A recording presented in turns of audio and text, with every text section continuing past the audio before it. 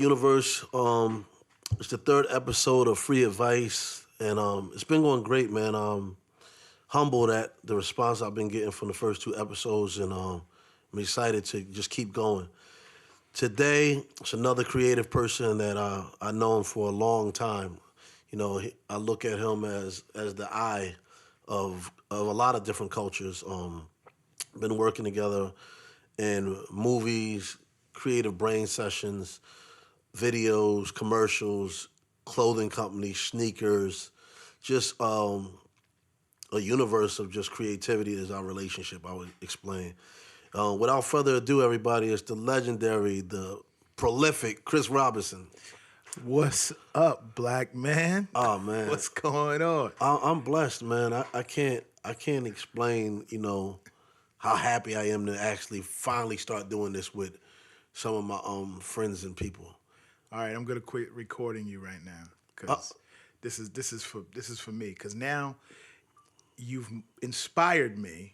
Okay. I'm gonna do my own damn podcast too. I mean, as you should. I mean, I don't even think there's no podcast with directors out there. I think it's a very narrow lane that you should start. The front page story is that you are, as long as I've known you, from Philly to New York, back to Philly, you keep inspiring me, brother. Well, nah, thank you. I mean, I got a lot of teachers. I mean, oh, come on, I'm sorry. This is let me. I think I got a lot of teachers that keep me motivated. You look at it like, even though I know you, I can look at your work and be inspired, and then call you, and you won't even realize that what you have done is making me. I mean, all these cameras around these, everything I do in video, I think is because of you. I was doing certain things before I met you with little Canon XL1s, the Sony Handycam. I remember that. I just wanted that because it was fly. But I think when I started, Same way I started. But I think the professionalism for me in doing work in the film world, it started when I got around you. I think when I literally was on the first And1 commercial, and I was like, whoa. Before Fat Joe said make it rain, you really made it rain on set. But we're going to get into all that during actually this segment. But Right. What I want to start with is, it's funny because when you get in the industry, there's two places life connects you to. That's New York and LA. Yeah. And, you started in the industry with hip hop, but how you started coming from Baltimore, Maryland, how did it start in Maryland? And then the next stage, how did it connect to hip hop? Like, take us back from the beginning. From the beginning, I'll take you way, way back to the beginning. Second grade. Wow. I've found report cards where the teacher would write like, "Hey, Chris is really a disturbance in class, but he writes these stories that all the kids really love."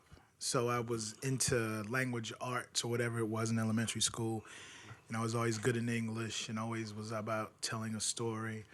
And my dad would take me to see all the movies, Jaws, Rocky, and Smokey and the Bandit. My grandfather used to watch Westerns, and I was learning story structure and the hero's journey, and I didn't even know it. Then, hip hop. Thank God for hip hop, and I just loved rap, and then I started watching Friday Night Videos. Wow, with the pencil spinning. Oh man, Friday Night Videos needs to come back, seriously. Like, I used to get in trouble because I think my dad found out. I liked Friday Night Videos, but I was really trying to watch Elvira. And Friday Night Videos came on. She came after. Right after. Yeah. And I used to. It was a tough learning process of life, as a young man. Isn't it interesting how sexy Elvira was, and she didn't have nothing? Yeah, or just dark makeup. That was good Lord. So Friday Night Videos was that started showing you like videos and Duran, Phil Collins, Aha, and then you would see a Michael Jackson video, and it just all of those things, they had stories or they were visually amazing, and And my parents used to go, "Why are you watching that show all the time? Like, what's wrong with you?" Like, but that inspired me, and I took a class right out of high school at the local community college, which was actually the best class that I've ever taken. Wow. It was TV 1 and Radio 1. And in that class, you got to shoot a video. So I got my boys together. I shot it in my front yard. You know, I shot it with my dad's truck. We shot it at the baseball diamond, the basketball court. And in the class, I won the first place award. So that was a wrap. Like, I was in. And then just as we just kept moving forward, you know, went to school, thought I was going to be in the NFL, went to the studio, thought I was going to be a rapper, found out in football that I was slow and short. And once I got to Cali and played with all of those dudes, and I was like, maybe that's not the answer. And I got one cassette with, I still stand by my lyrics, but that was it. My cousin Los was all part of that, and you know Los, and Of course. Los passed. But I just you know, really connected to film when a couple guys on my football team who happened to be white guys from Colorado gave me a blockbuster VHS tape of She's Gotta Have It.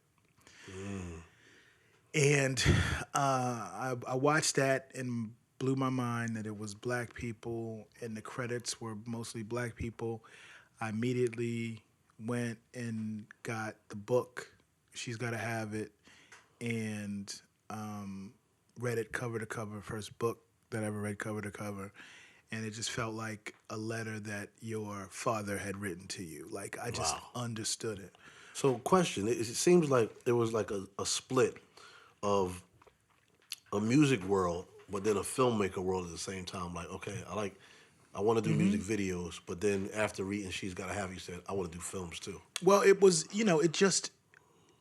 filmmaking was always it, right? Because, music video directors are filmmakers. Yeah, short films. Some of the best, from, Fincher, those guys started out making music videos. I still think it's the best art form ever because you have total creative, autonomy.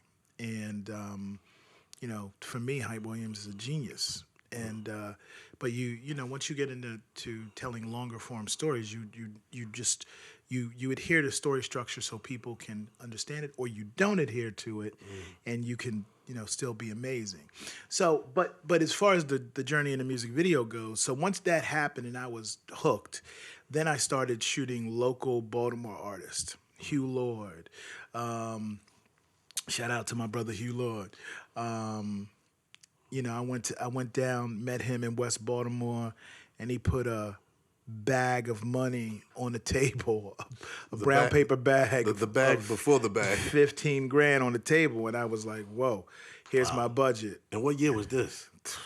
This had to be like 93, or like early? No, this might have been 90. 90? Wow. This might have been 90. And we shot a video. And when my dad read the treatment, he was like, "You got guns in this?" So he became like the gunsmith. It just, once my parents kind of saw that I was in something, even though they didn't understand it, they were trying to support me. I think they were just trying to keep me safe. So my dad became the effects supervisor, and we built a giant bonfire. And so I just started shooting videos of Ruscola, met the guys down at Rome's Records. Like, I just was in it to win it. Chico. So I did as much as I could do in Baltimore. Then I used to, read the back of album covers, and I go, okay, I got to go to Def Jam. Okay, so before you go to that part, that's when I wanted to go. Like, I've been telling people, growing up, after I left New York, growing up in Philly, and I felt I left a part of the culture because I left when Eric B. and Rakim was coming out, and just all hip hop was forming, Run DMC and LL. And I moved to Philly and I was heartbroken. And I remember being in Philly and I used to, I was seeing DJ Miz and Jazzy Jeff and all these guys DJing house parties. I was just talking to King Britt this morning, who's a legendary DJ and producer. And I was like, wow, Philly has some real talent, just like Baltimore. But it was like, I used to be in Philly, and I was like, I know I got to get to New York to make it. For some reason, I can't make it happen from here. When did it click? And like, what was the vision of you saying, you know what? I've done as much as I can do in this community of rappers and doing videos. How did that manifest for you to just be like, I got to go to New York and pursue to get to the next step? I don't think it was a realization, about I got to get out of Baltimore. I think it was more that I just was chasing it. I was chasing it. Like I was 100% totally into it. I worked odd jobs, but there was no plan B, So, I think that's important when you're young that you immerse yourself in it. And when I went to New York, it wasn't like I was successful. Like I went to New York, I went to every label. I put my reel there. They all were like, this is whack. And so I, took my little self back on down to Baltimore and did our jobs. And then there was another music video show called Pump It Up. D Barnes. I never heard of that one. Oh man. She was dope. It was a West Coast based show, and they had a contest where you remake Boomin' System, LL Cool J's Boomin' System. Wow. So I got the camera, I got my dad's Jeep, got my little brother, Vin Rock, he played LL. Wow. Got all my cousins. We went to Morgan's. Yo, this is before the dreads, Vinny. Right? Yeah. It's got to be before the dreads. Yeah.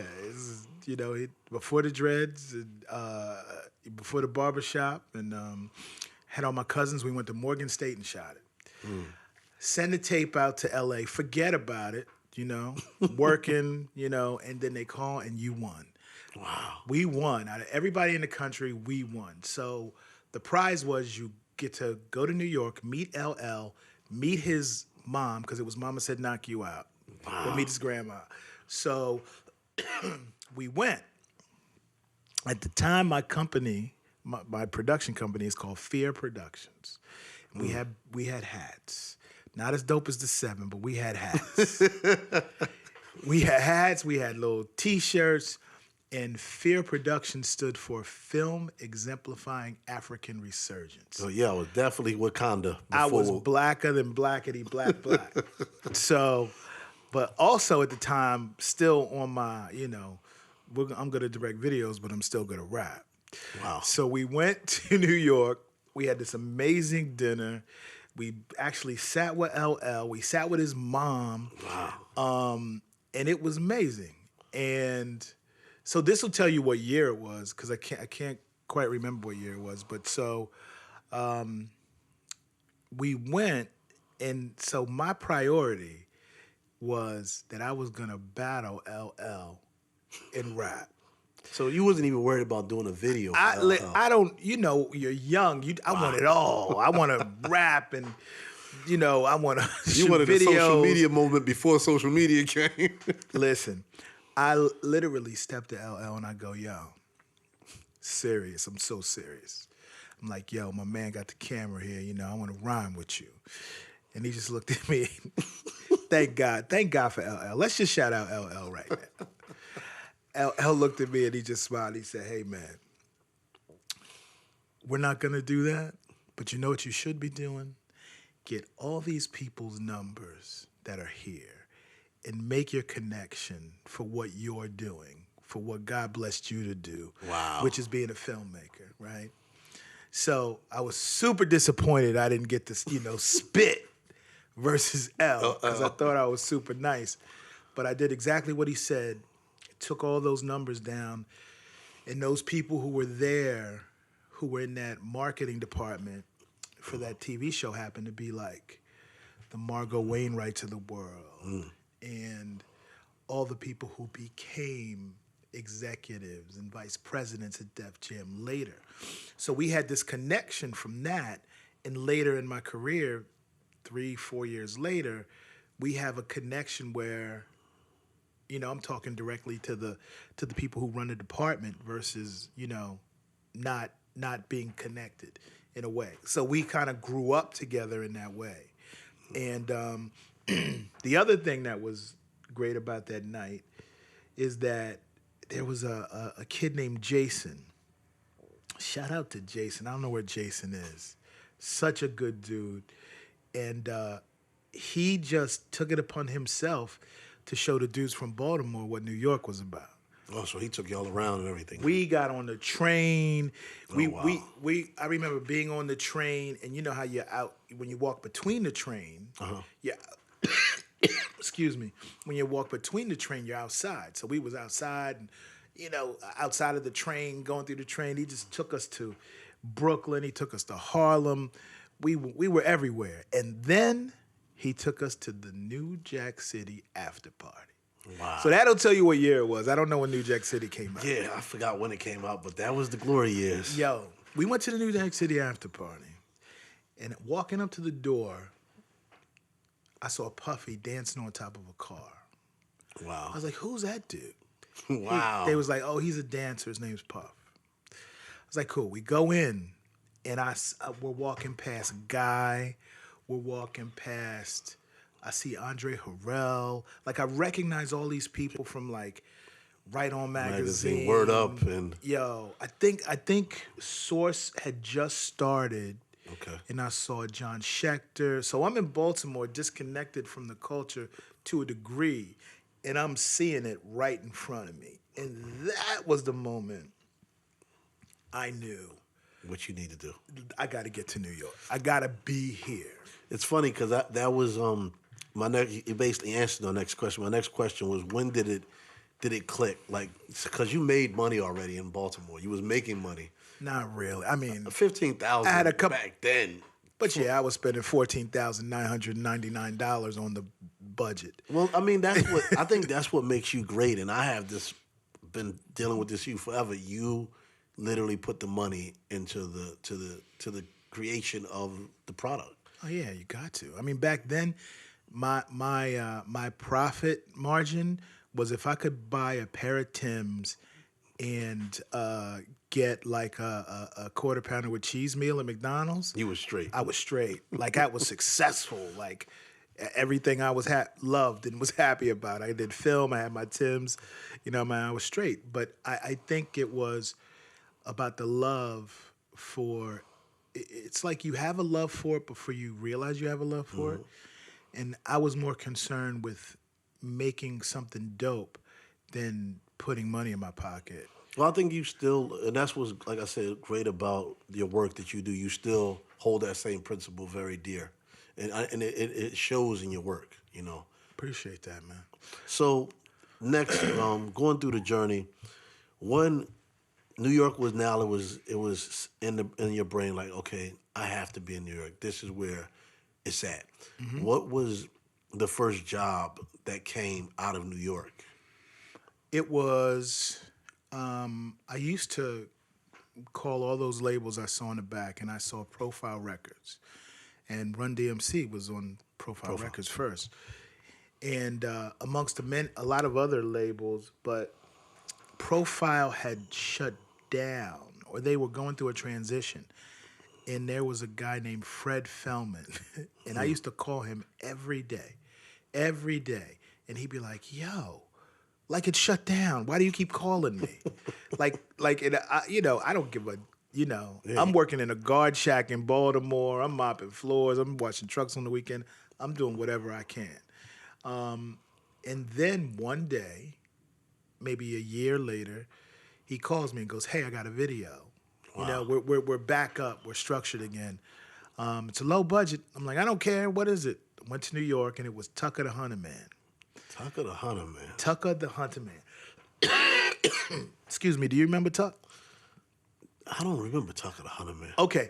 So Tucker the Hunter Man, shout out to Tuck. That's my man. Yeah, as he should be. And Tuck, once again, I think these are like angels God sends to you. So Tuck was from Brownsville, and where MOP is from. Okay. So Tuck, we shot his video, and we just got cool. So he took me all through Brownsville. I think at the time I had a Woolrich green coat with a corduroy collar. And he goes, yo, we got to get you out of that coat, first of all. You can't walk around Brownsville with me in this coat. So I got my first bubble jacket. Wow. I had the New York Brooklyn uniform. So we would literally go to his parents' house in Brownsville. I'd be walking the streets of Brownsville, met MOP before I know who MOP was. And not too long after that, I got another job on Profile, and it was Smooth the Hustler. Wow. I do remember Smooth the Hustler. So I met Smooth the Hustler, DR Period, DV Alias Christ. Wow. I met Trigger the Gambler. And so we so cool and so young, like I'm bringing them to Maryland to my parents' house having crab dinners. Crab dinners. And I used to do premieres of the videos, like early. Like my father, I don't know how my father put up with me. Like I would be like, okay. And I have 30 people in the basement and we would play the video. And you know, my cousins there, and those dudes would come all the way from Brooklyn, and they were just like, wow, you know, Maryland is different. It's like grass out here. And yeah, we didn't have no backyards, man. Right. But we just got cool, and then I did then I went on to do the next joint. Then I did my everyday lifestyle ain't nothing but a hustle. And then we did Broken Language. Then we did Broken Language 2. And it was as beautiful a time creatively for me to be that young, doing what I loved, having a certain command of my art, and learning at the same time. Those dudes took me to Maria Davis's. I saw Jay-Z perform. Wow. You know, while I was there, I was in the middle of a lot of shit that comes with hip hop that's not great, but almost like an observer in it, then became like locked into it.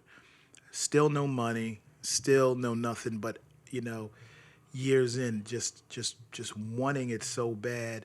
Ended up staying with Tuck. He lived with his girl Kim, who worked at MCA. What did she do? She was in publishing. Wow. Yeah, she was big in the industry. This happened to be his lady, and they were kind enough to let me sleep on their floor in Harlem and on their couch for like a good 6-8 months. So yeah, I went through all of the, you know, I learned all of the stuff that wasn't happening in Baltimore. I was, you know, we were gambling all night. We go up and get the nickel bag from the bodega. We get the hero. Yeah, it was beautiful. Eating White Castle all the time. It was beautiful. So I think for me, when I learned about you, it was actually the Lord Tariq and Peter Gunn's video. That was when I heard Chris Robinson's name, and I remember it was like a fisheye shot, I think. It was like, and I was like, wow, he got everybody, all the New York rappers together. And I was like, yo, who is this guy? And I think it was more, you know, Tariq and Pete who got those.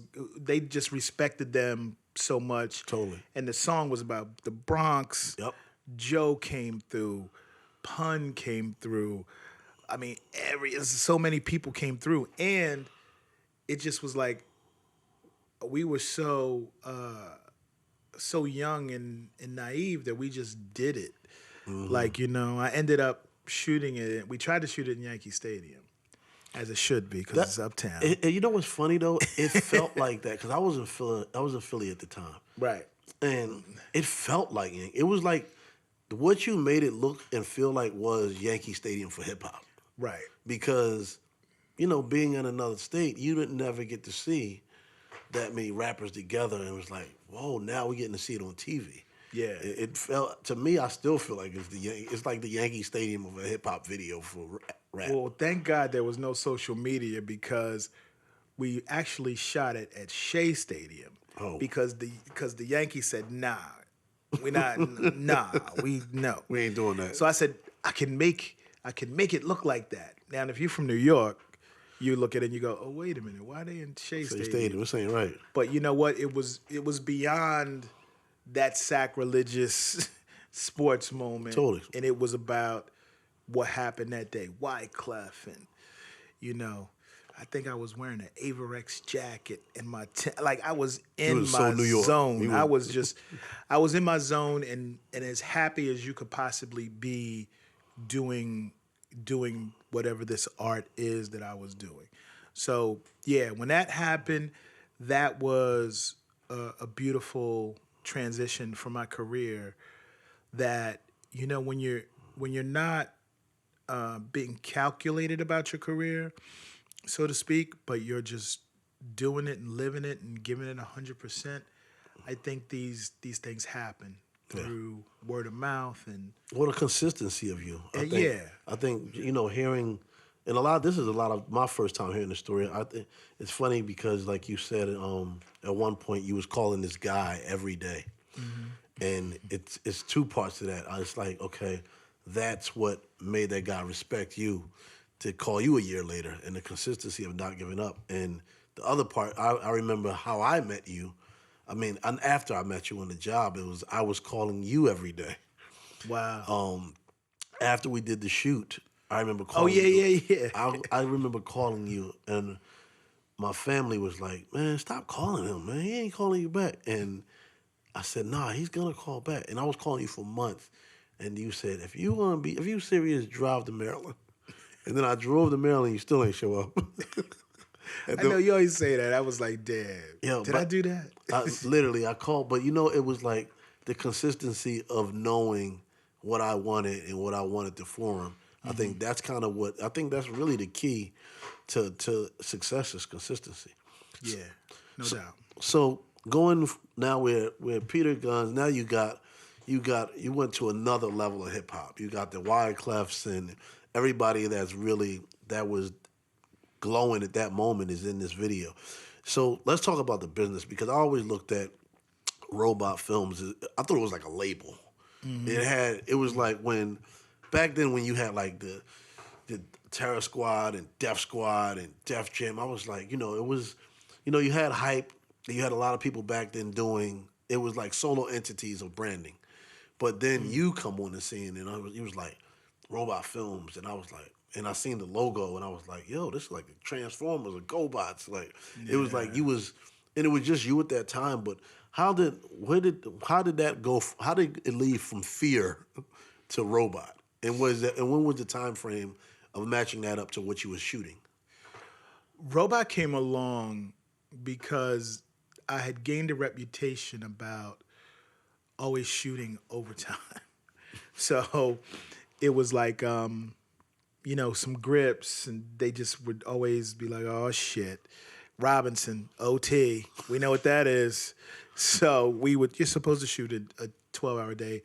I was shooting 18-hour days, and I would throw in my fee. I didn't care. It was just about making it great, and maybe not having total command of everything to be more efficient. My thing was just like, let's just work. Nobody will work harder than us, and so it was ROB, Robinson, OT. It's overtime, and I was a huge fan of Ultraman and all things robots. And one day, when they were breaking down, like, okay, you need to incorporate, this is what you need to do. I made a robot. And it was the most kind of innocent thought process. Because my prior company was just, I had cards, and this was, we were calling ourselves Fear Productions. Although I might bring that back. You might scare people off. Right. Hey, listen, African resurgence is real. But that's how Robot started. Was that your question? Yeah, how did Robot start? And like and once the Robot is formed in the business, what was like what happened? Like what videos was you doing when Robot started? I was doing the first video that I really got. I can't leave out Robin Frank. Robin Frank is a beast, and Robin Frank was my rep for years and years and years in music video. She was a fellow Baltimore. Here's this podcast, she's gonna talk shit and go, I'm from Baltimore, you from the county. And only if you are from Maryland do you. But anyway, she's a girl from Baltimore, and she wanted to get into repping music video directors. And I think she had Shady Perez as one of her clients. Like, she was in the game. She worked at labels. She worked at Relativity with Alan Grumblatt. And she just was a go-getter. And she was new, I was new, but she's a pit bull. And a lot of the work that I was afforded, was her sticking her nose in there and like getting me the opportunity. Gotcha. And we built together. But the first thing she got me, I think at the time I was working at Fox 45 in Baltimore, a TV station in the marketing department, making a very, very humble $27,000 salary. And she got me $100,000 budget to do PMD. Wow. Rough, Rugged, and Raw with DOS effects. And I walked into my boss's office and said, I quit. Now, of course, you don't get the 100,000. You get 10%. And I thought, forget it. 10 Thank grand. you. I'm not meant to stop you, but thank you for letting. A lot of people, man. Sometimes a person I'm doing interviews with, they'll say a jewel, and I try to stop them because the show is free advice. And when you just said, a lot of people hear a budget is 100,000, they're like, and if at the same time they hear you got that budget and you pop up with a new outfit on, they be like, Chris just got 90,000. Yeah. It's tough that the listeners and just the consumers don't understand the business, but Right. I wanted to just pause on that just to let everybody know that you heard Chris say out of a budget of 100,000, he gets 10%. So that's 10,000, and then once he do taxes on that, we're probably 7. Don't even talk about it. So, Robot is here. You've done everybody from Puff to Nas to Erykah Badu. I think that your music video history is just far beyond. I think it's even still before its time because you could look back now at a lot of videos that you did, and I think a lot of these videos could have turned into movies. It showed fashion way before it happened. It just showed even a production level that is beyond where we at now. To me, seeing the music videos that's doing now, they're not even at the quality, the concept, the writing of what today's in the game. So, kudos for that. When did it go to? How did the break in the film industry happen for you? It really was just, I think that music videos, we kept elevating. And being challenged by each other. I was always watching what Hype did, what Diane Martell did, what Paul Hunter did, what Dave Myers did, and X and Benny, and we had a friendly competition. And the labels always wanted better because before the, social media and all these platforms, there were 10 slots on 106 and Park, and there were 10 slots on TRL and whatever. So your video needed to make it. So then Hollywood started paying attention to those directors. And it started with Fincher and those guys who, Spike Jonze, all those guys who were propaganda. Like that was the real, it wasn't a lot of brothers in that. There were no brothers in that zone. But they were starting to pick from that music video world some great filmmakers. So and then hip hop became more and more of a business. What Puff did with it, what Rockefeller did with it, what just became the music of the world. So then they started paying attention to us. So then I started getting those kind of calls like, hey, come just sit and have a meeting. And I never understood the meeting thing early in my career because we were about that action, as our guy Marshawn Lynch says. We was about that action, baby. Beast mode. We were shooting music videos twice a week. Wow. $500,000 budgets, $800,000 budgets, and we were chasing something that Hollywood recognized as like, wow, this is a great 4 minutes. Let's meet this guy. So I met a lot of started meeting a lot of people in Hollywood, and had a couple films before ATL that were going to happen, and then learned, oh, it's not like videos. Like you could work on something for a year and then it falls apart. So I'll tell you the quick version of ATL was ATL. I didn't get that movie. I went in and I interviewed for it, and I didn't get it. Wow. And one of my best friends got it, Jesse Terrero. And I was like, yo, what happened? Like I was just like, what did you say? That I just walked in, knew I had the movie. And he said, well, he broke it down for me. It was funny too, because at one point Jess was my like assistant, but he was always gonna blow, and we became friends. But he's just talented. He could write. He can just do anything. He's from Queens. And we became super tight, me and his whole family. And he really broke down to me how you get a movie in Hollywood and how you present it.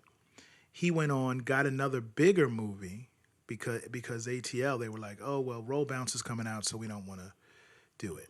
So I go back in and I do an interview because Jess can't do it anymore. And I utilize what he explained to me To get the job. is how you do it. It's different from a treatment in a video. So I got it, and that's the story of ATL. That's how I got into the business on the film side, and it just kept growing from there. So it's funny. I watched ATL. I was with you through the whole journey of Yeah, it. you was. Yeah, it was a great experience, and I learned a lot.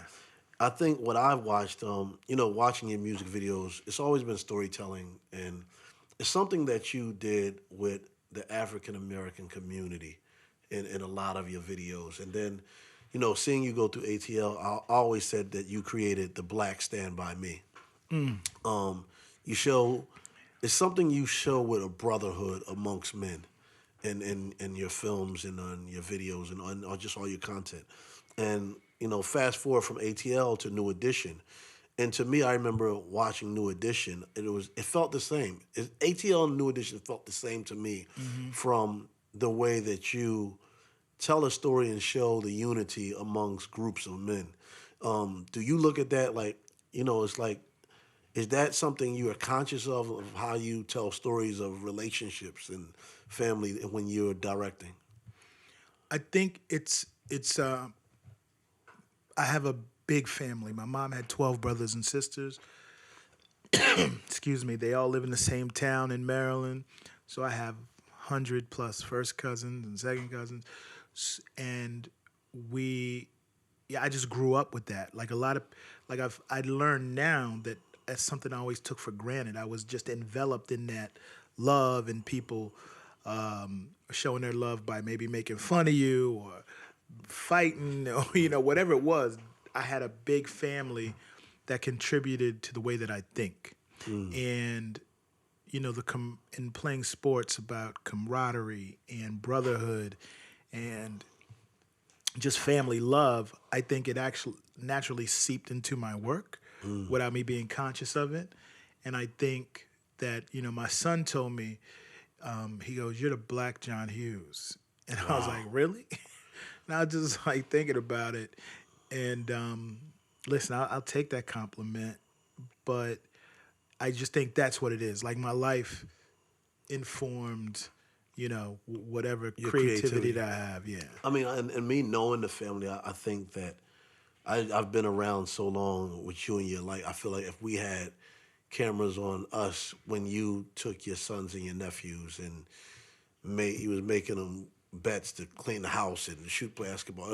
It's a lot of things I look at that we did in real life. If it was actually shot and filmed, it could have turned into a movie. And then We still working on that. Yeah, so it's a lot- we got some stories to tell. we got a lot left. I got like just a couple more questions. How important was family for you in the career? And you mentioned earlier that your father, and shouts out to him, man. He's the Swiss Army knife, but of just life to me. It's a bad dude. Yeah, incredible dude.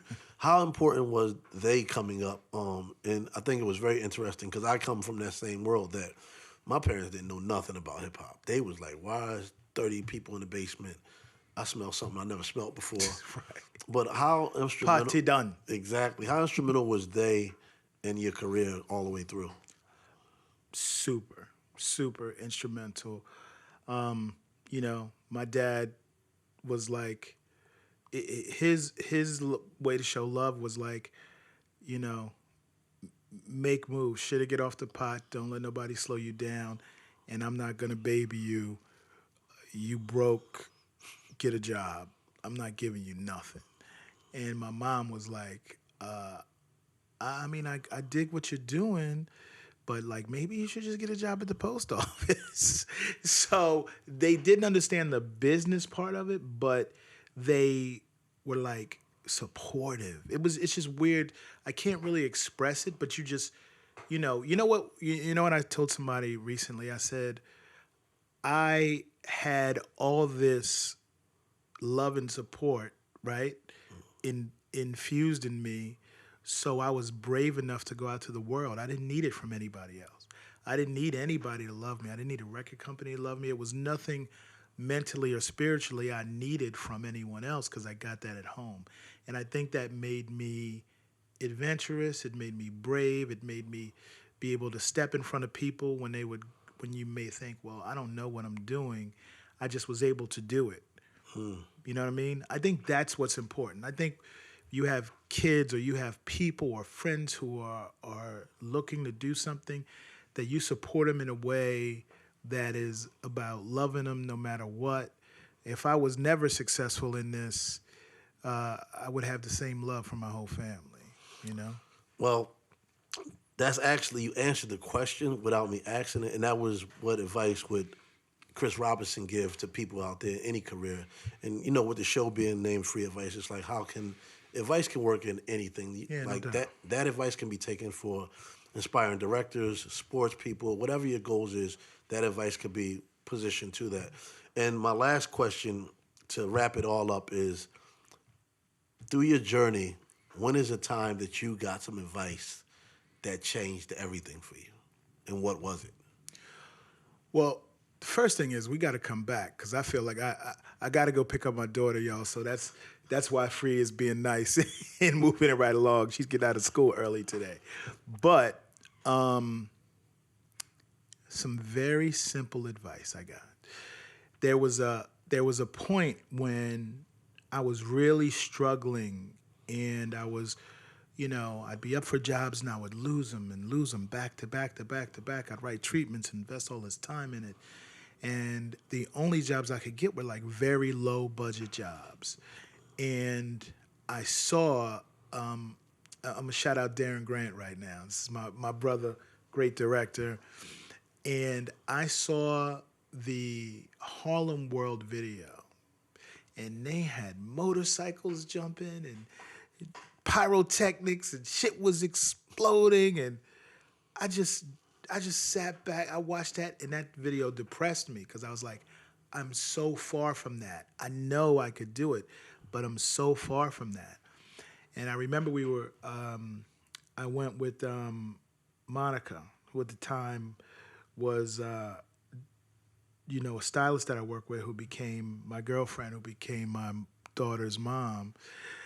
Shout out to Monica. She created the pink look for Cameron. She's a hip hop classic herself. And we sat down at the Chelsea Diner, and I just was like, I was like at the point of giving up. Like it had been over a year since I got a good video. And I was like, I don't know, maybe I'm just not meant to do this, or maybe I'm only supposed to do low budget stuff. And she simply said, well, you get out of it what you put into it. That was it. That was the advice she gave me as I finished my eggs at 3:00 in the morning at the Chelsea Diner. And when she said it, I was like, in my head, I was like, whatever.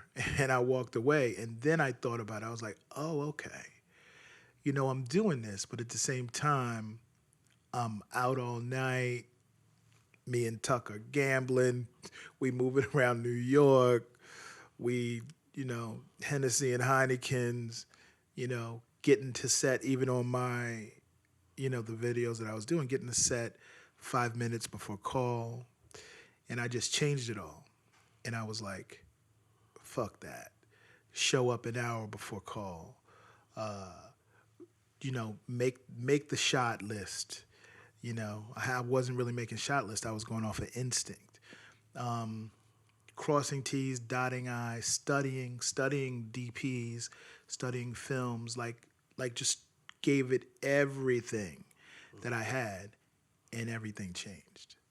Oh, wow. Nah, that's great to know. And I learned something, so I got a couple more I's to dot. But we got to do a part 2 then. Let's do a part 2. We'll do a part 2. I got to go pick up Clo. Totally. But thank you for coming on Free Advice. Thank you for the jewels, the gems. It's been great.